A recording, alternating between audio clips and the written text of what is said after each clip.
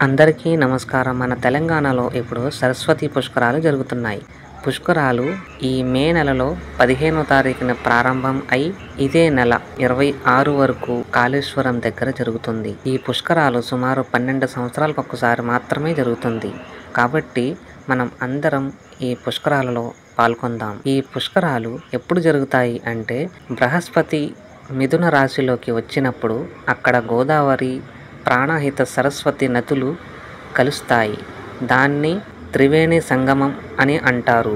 చాలామంది ఇక్కడ పుణ్యస్నానం చేస్తారు. మంచి ఫీలింగ్ ఉంటుంది. ప్రభుత్వం స్పెషల్గా ఈ సంవత్సరం 35 కోట్లు ఖర్చు చేస్తుంది. ఇక్కడ ఘాట్లు, వాటర్ ట్యాంకులు, టాయిలెట్లు, పార్కింగ్ అన్నీ సెట్ చేశారట. ఇక్కడికి రోజుకి లక్షల మంది భక్తులు వస్తున్నారంట.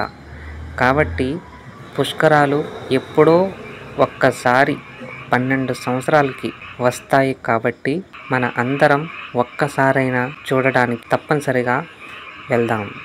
మన అందరికీ ఆ సరస్వతి అమ్మవారి యొక్క ఆశీర్వాదములు ఉంటాయని ఆశిస్తూ జై సరస్వతి మాత.